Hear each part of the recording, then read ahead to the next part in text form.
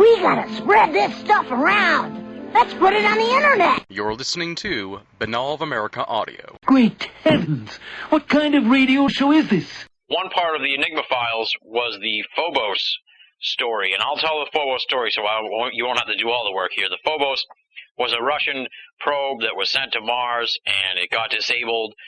And they weren't really sure how. The remote viewers looked at the Phobos situation, and they saw what looked like two, I guess you could say, intelligent sort of craft that checked it out and shot it with something, and that disabled the Phobos satellite. Long story short, after they looked at that, they released sort of a paper, if you will, on what they saw that disabled the Phobos. Then, about 2 months later, some of the Russian scientists who were part of their space program came to America. They were talking about the Phobos and actually showed a picture of what looked like what was one of the objects, how it was described by the remote viewers that disabled the Phobos. I guess the question I had, and this is more of like but do you think this is possible? I was wondering if you thought the Russians, when they came here and put up the picture, if that was sort of their way of providing the feedback to the remote viewers, since they had released their findings and then all of a sudden the Russians released the picture. Is that sort of their way of tacitly endorsing what the story was that the remote viewers saw? What do you think of that? Well, that's an interesting question. I really hadn't thought about that. I'm under the impression that the cosmonaut who came over here and she held a news conference in San Francisco, I believe it was. Yeah. And Maria Popovich, I think was her name. And I think that, to the best of my knowledge, she was simply answering questions about what happened to the Phobos 2. And she held up one of the last photographs that was beamed back to the Earth from the Phobos 2, and it showed this kind of irregular but nevertheless circular object approaching the Phobos 2. And interestingly enough, it's very, very similar to the object that the remote viewers drew. That's why I included the Phobos 2 story in my book, Sci Spies, because whether it was intentional or not, it was definitely positive feedback. Yeah. That showed that they had actually seen this, and of course it was such an unbelievable story. The fact that the circular object rises off the Martian surface, flies out to the Phobos 2, scans it with some kind of electromagnetic energy beam. By the way, the remote viewer said they did not detect any hostility. This was not an attack. In fact, one of them described it more like the tugboats coming out to bring in the Queen Mary. They came out, they scanned it, prepared to do whatever they do, and then they realized this was not theirs, so they turned around and went back.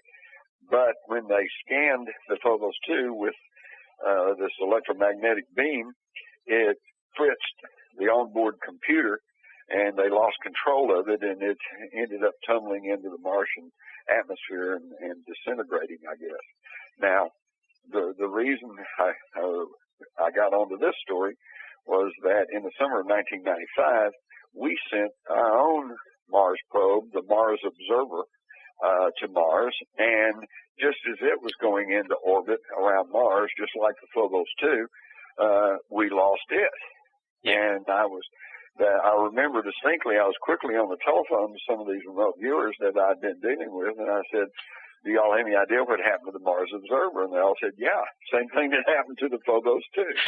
Yeah. So that's why I included that story. It's very fascinating. And if any of this is true, there's a lot more going on out there than we're being told about. Oh, for sure, for sure. And like I said, it was more of a speculative question. We'll never know exactly why the Russians came over to America and released the picture, but it just sort of didn't sit right with me. It made me kind of suspicious that maybe there was more to what they were up to when they came here to give the picture. Yeah, it was maybe their way of validating the remote viewing experience. Exactly, without outright saying what happened. The original version of Sci Spies came out in 2000, and then this book, obviously, 2007. In the years between the two books, remote viewing has kind of undergone at least a public perception change. At first it started out, it was pretty novel and everything, but now the bloom is kind of off the rose. And we talked in the very first interview I did with you, we talked a lot about how remote viewing has been adopted by all the hucksters and the snake oil salesman, and all of a sudden now they're remote viewers somehow. Right.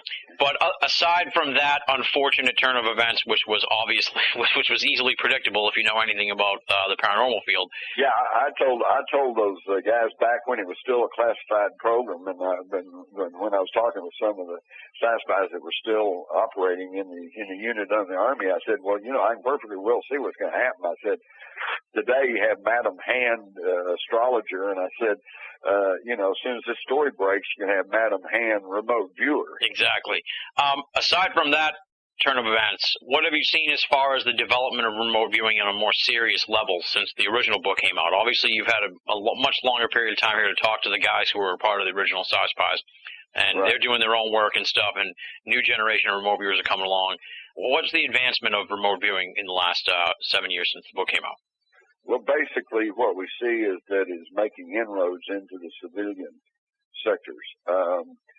For one thing, I know that police departments are now routinely using psychics to try to solve hard-to-break cases. They don't make a big publicity push of this, but they are. And in fact, in almost all the large big city police departments, they have some remote viewers on tap that they can go to for information, but very seldom do they make this public. The military, of course, has embedded remote viewers. Private corporations are making use of remote viewing, trying to see what new products might be coming online in the future, what automobile manufacturers, for example, would hire a remote viewer to go and look and see what the cars are going to look like 3 or 4 years down the line, so they'll know into what area they need to be focusing. And you got a lot of that. And one interesting story is came from Lynn Buchanan, who is the training officer of the Sci-Spies. He now lives in Alamogordo, New Mexico, and teaches remote viewing classes, but he also does contract work, and he was contacted by a private firm. And we know now that there are several private companies that are seriously talking about trying to develop space travel and maybe bases on other planets. And so this particular company wanted to know what was the most cost-effective means of establishing a base on the moon. And Lynn Buchanan had his remote viewers take a look at it, and they concluded that you could have a base on the moon for, assuming that you could get, once you're there, for essentially the cost of some plastic sheeting and duct tape. Because they figured out that if you take one of those craters on the moon, maybe one of the small ones, and you cover it with plastic, and then you put oxygen in there, then you've got a base. You can live in this. And if a meteorite or something should puncture the plastic, then all you have to do, it's not going to all rip apart. It'll just poke a hole, and then you go up there with some duct tape and plug the hole, and you're back in business. There you go. Yeah, that would be a pretty easy way to get up and running on the moon. Right. Now, one character in the book who's not really in the book too much, but I guess you could say he's a character in the remote viewing world. And I don't want to get into a situation where you're telling tales out of school, but at the same time, at the beginning, in the introduction of the book, it sounds like he sort of was a stumbling block to getting the book going. And nowadays, he waves the banner of remote viewing, despite what sounds like he's not really exactly well liked by the true Sci-Spies, and that's Ed Dames. I don't know. Tell me a little bit about Ed Dames. What's the true situation with his role in the Sci-Spies? Because every time I hear an interview with the Sci-Spies who are a little more well known, I don't want to say who because I don't want to attribute them to saying anything that they haven't. But it sounds like the attitude of a lot of the other Sci-Spies is that he's kind of full of malarkey, but he does have the background with the Sci-Spies. So I'm not sure what's going on with that. So what's the story with Ed Dames? Well, first off, you're hitting on a sensitive area there because I think it's a concerted effort. I think there's been a concerted effort to use every psychological trick in the book to get these Sci-Spies fighting with each other, okay? Because then it tends to discredit the whole remote viewing experience and so allows a whole swath of the public to just disregard the whole thing. These people can't even get their act together. So I really don't want to contribute to that. But I have been told by a number of these spies that Ed Dames was a member of the unit, but he was strictly an analyst. He was not even considered a remote viewer. He was the ones who would assign targets. He was the one who would file the reports, And then he was one of the first to want to go public and approach me and others about putting the story of remote viewing out there. And, of course, at the same time, he wanted to talk about Martians hibernating under the desert in New Mexico and various things like that. And I have been told that this was part of a planned disinformation program to put the story of remote viewing out to the public, but in a very dismissive manner and in a not very credible manner, which is what they wanted to do. Mm-hmm. And it was pretty strange in that he's the one who first got me involved and helped me put together a lot of the material. And then as the book was about to be published, he did a complete about-face, threatened legal action, and just completely basically stopped the whole process. So I would also point out that he was the one who, on Coast to Coast radio show, which is still there frequently, told everybody that when the Hale-Bopp comet came along, that there was a body coming behind it filled with deadly pathogens, and they were going to spread out all over the world, and everybody in the world would be dead within 6 months. But and if you wanted to find out for yourself, send $59 or whatever, and you get your tape. And in fact, in his own words on his own website, he says he proudly proclaims that he is the founder of the remote viewing industry. So I think that gives an idea of what's happening there. But I really don't want to get into all the personalities because that only adds fuel to the fire. When most of these people were in the military, they had a typical soldier's outlook towards their unit. It was, band of brothers, one for all for one, comrades to the end. And then once they got out of the military and they all began to develop their own techniques for remote viewing, they all set up their own training courses and different institutions for studying remote viewing. And all of a sudden it seemed like they were all at each other's throats. And like I said, I think that was not necessarily an accident or some kind of normal bickering. I think there was probably some efforts made to sow dissension amongst their ranks so that they could discredit the whole remote viewing experience. Exactly. And like I said, I didn't want to get you into a situation where you were telling tales out of school, but at the same time, it's Ed Dames is sort of he's the 400-pound gorilla in the room that you kind of can't ignore as far as the remote viewing field goes. So right, and apparently he's still doing the job. He's out there, and he's the one that most people have heard about remote viewing from, and yet he's the one that all remote viewers that I've talked to, which is just virtually everybody that's in that unit, they really don't have very complimentary things to say about it. Yeah. And if you wanted to discredit the remote viewing scene, what better way than to have someone on 3 hours a night, four times a year, throwing out outlandish and incorrect predictions. So he's probably doing at the behest of someone else, perhaps. I guess the last remote viewing question is a simple one. If somebody wanted to get into remote viewing, what's the path that they should take? Because like we said, there's tons of people out there now that are tacking on remote viewing to their resume that don't have the credibility or the skills to really be teaching remote viewing or even selling remote viewing. So where does somebody go if they want to actually learn to be a remote viewer? Well, I think the first thing that a person should do is go out and grab all the literature that you can. My book, Spies, which would kind of give you, I would hope, and I think, an objective overview of the military's experimentation in units. And then you get into more specialized books, Dr. Hal Puthoff and Russell Tard, that were instrumental in doing the psychic research at Stanford Research Institute, put out a book years ago called Mind Reach, and where they detail their scientific experimentation. Most of the spies, Joe McMoneagle and others, Dave Morehouse, have written books that gives their personal experiences with the unit and with remote viewing. So I'd say study up on remote viewing and then ask yourself, is this something I want to do? Is this something that I'm comfortable with? Do I really want to know the truth of what's going on? Do I really want to know what the universe is really all about? Or am I perfectly content to stay in the little matrix world that's woven about me by the corporate mass media? But if you interrogate yourself and say, yes, I really want to know the truth about things, then I would say go and find one of the original Army remote viewers. Lynn Buchanan teaches.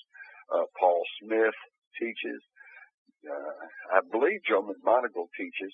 I would contact them and have them direct me to where they think would be the best schooling.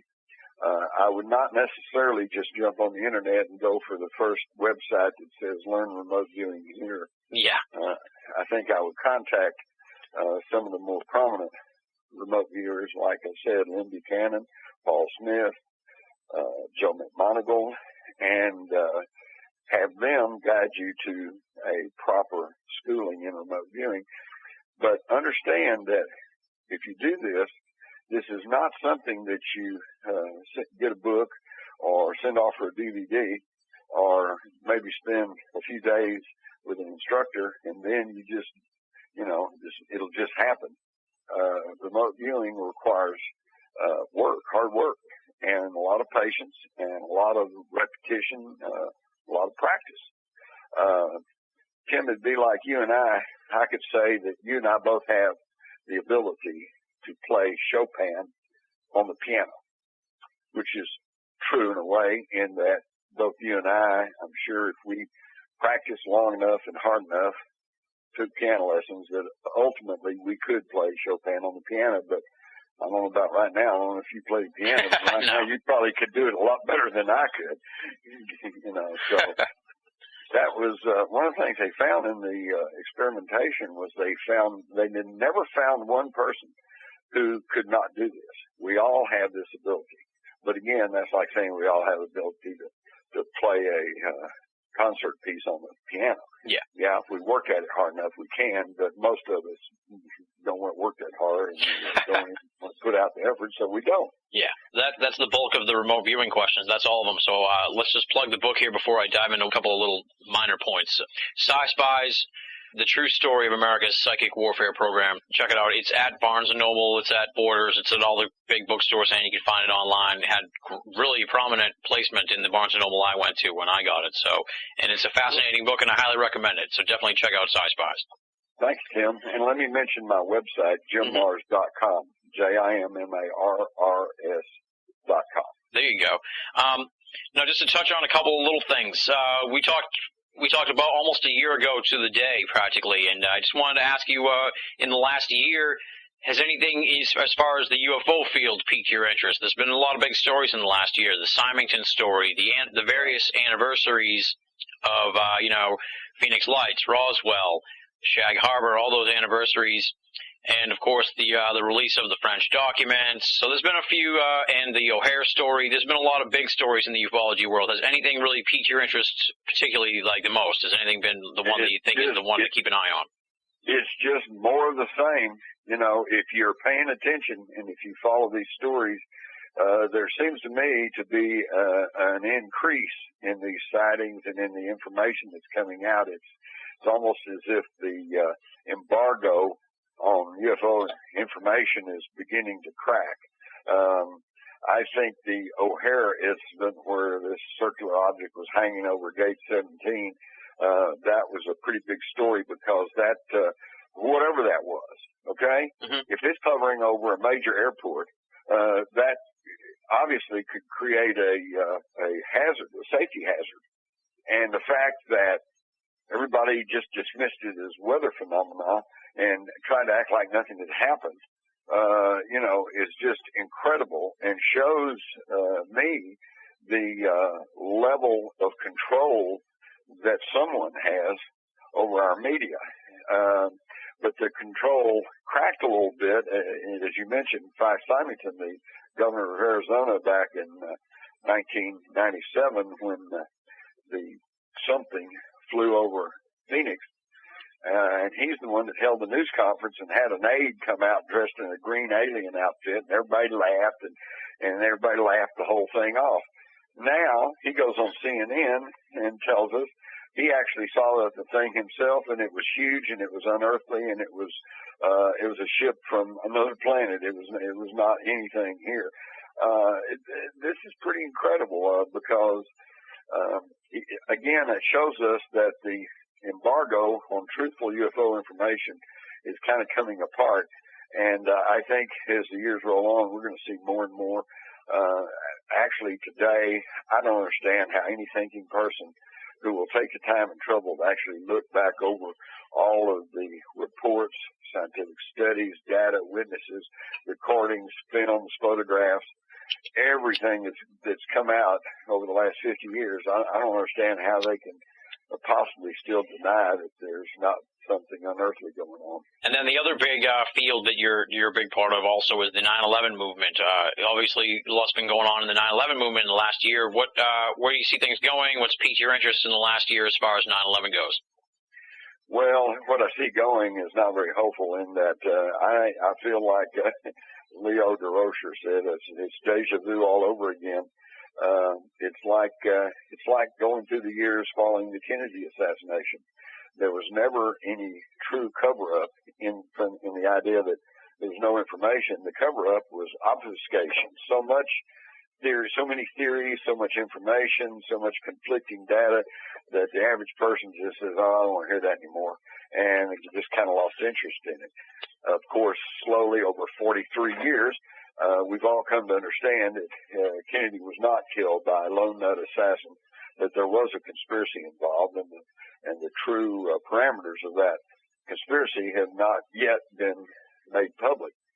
But and then the people within the UFO, the JFK research community, were egged into fighting with each other and arguing over various theories, which again presented a very disunited front to the public, who kind of wrote them all off as buffs or conspiracy theorists or whatever. And I see the same psychological techniques being used in the 9/11 truth movement. You've got people that are just arguing and calling each other's names and almost getting into fistfights over their own particular pet theories, rather than concentrating on what is generally acknowledged and what the facts totally support, which is who ordered the war game exercises on the morning of 9/11 that confounded our normal defense and response time.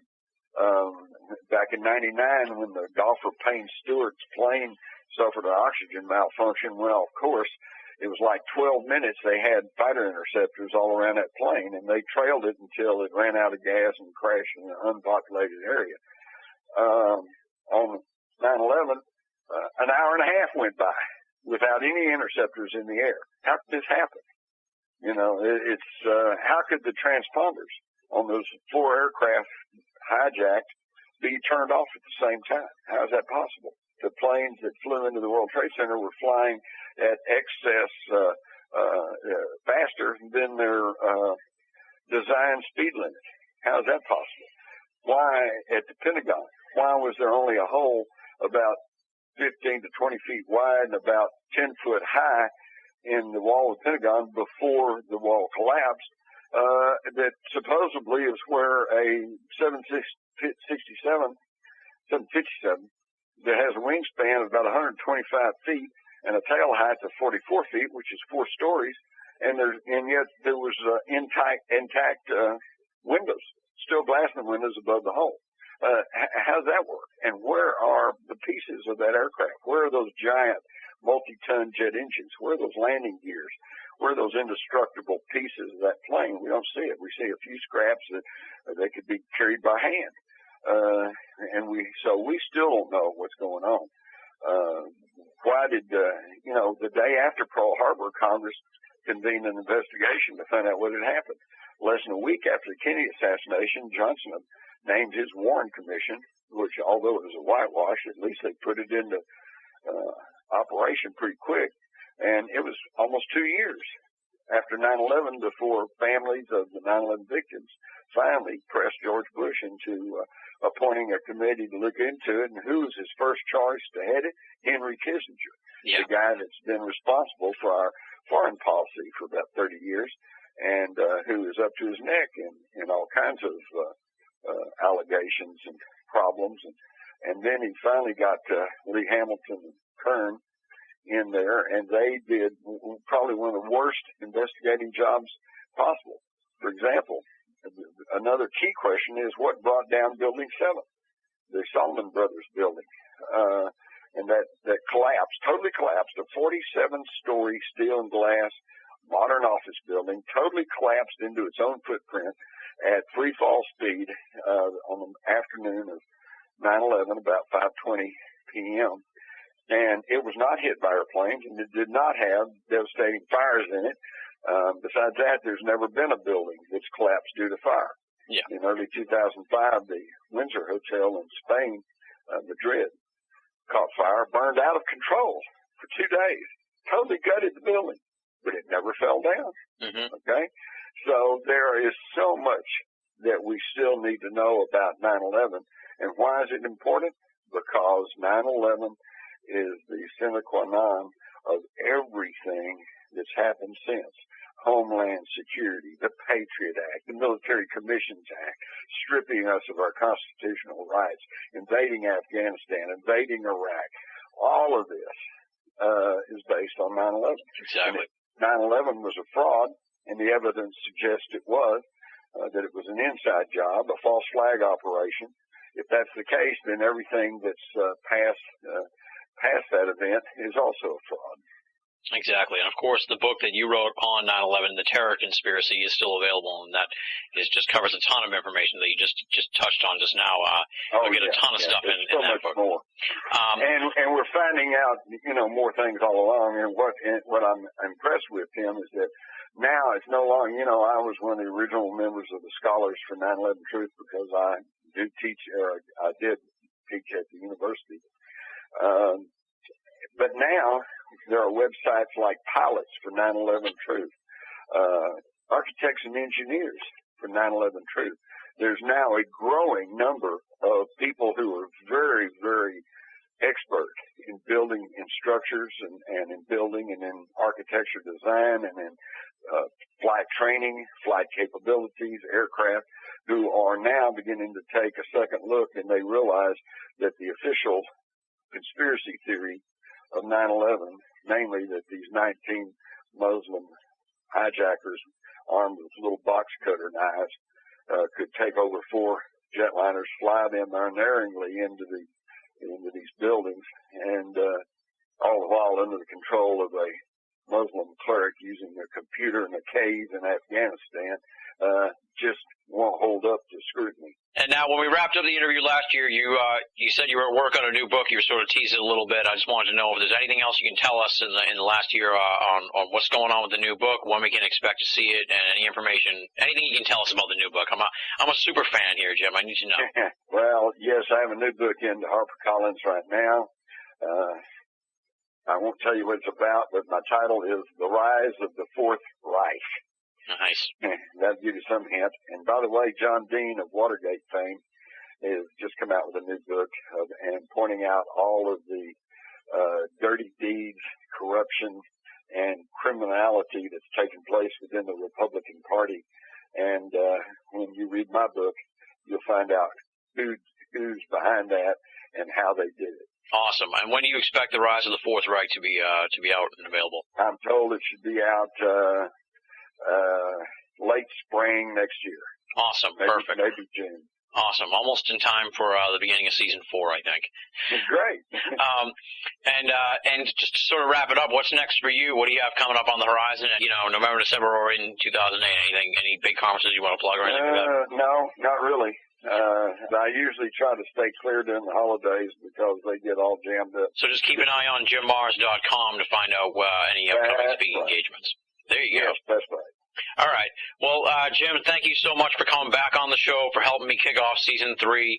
We've done probably close to 60 episodes now, and I wouldn't even be doing a radio show if it wasn't for stumbling upon Rule by Secrecy and that opening my mind to the esoteric. So you got to read the Jim Morris books. If you haven't read Rule by Secrecy, there's something wrong with you because you don't know what's going on yet. You got to read Rule by Secrecy, and of course all the other great books: Alien Agenda, The Terror Conspiracy, Crossfire, and of course the new book, the re-release, updated and expanded, Sci-Spies, The True Story of America's Psychic Warfare Program, available all over the place. Pick it up. It is awesome. Jim, thanks again so much for coming on the show. Thank you, Tim. That does it for the season premiere edition of BOA Audio Season 3. Big, super huge thanks to the legendary Jim Mars for coming on the program and helping us kick off yet another season of Binnall of America Audio. You can find out more from Jim Mars at www.jimmars.com, JIMMARRS.com. Check it out. Moving right along, as I teased at the beginning of the program, here is some more information on BOA Audio Season 3, what's coming down the pike here in the weeks and months to come on the program. I am tremendously excited about so many of the guests that we've already interviewed and many of the guests that we have already lined up for future interviews. As you may have noticed, we didn't have the elaborate audio previews leading up to the season premiere this time around. The simple reason for that is we were engulfed in our own little catch-22, which was that we have taped so many episodes that I just haven't had time to sit down and edit all of those episodes. From here on out, we've got the next 8 weeks of programming for BOA Audio Season 3 locked in, taped. Some of them are already edited. Some of them still have to be edited. But we've got 8 weeks worth of material covering all sorts of esoteric phenomenon. We're going to be delving into the Oak Island mystery. We're going to talk about the Foo Fighter phenomenon from World War II. We're going to talk about UFO cults and culture. We're going to discuss the family dynamic of ufologists. And we're going to have a really cool BOA Audio special episode from the Masked Monster MASH, featuring 6 of the presenters from the Triple M conference. All that plus a major A-list superstar guest that we've already taped. We taped the episode on Thursday. This is a guest that many people have been writing to us saying, you got to get this guy on the show. When are you going to have him on the show? He'll be on the show, my friends. The episode is taped. The name will be announced shortly. I expect that we'll probably get the episodes all edited together, hopefully by the beginning of next week. And at that point, we can put together some little previews of the upcoming season and what you can expect to hear from BOA Audio Season 3. The madness has just begun. This week's interview with Jim Mars was merely the tip of the iceberg that is BOA Audio Season 3. Before I get to talking about next week's episode, I want to give a huge thanks to the BinnallofAmerica.com staff.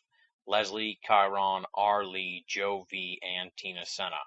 As many of you know, I was pretty hurting towards the end of Season 2. And I'll be honest with you folks, I was in bad shape throughout the summer. It was really hard for me to get my act together and really concentrate and focus on the BOA franchise. Thankfully, BOA has a tremendous staff of writers who carried the website on their back for the summer of 2007. Without folks like Leslie, Chiron, R. Lee, Joe V., and Tina Senna, BOA really would have been a ghost town throughout the summer of 2007.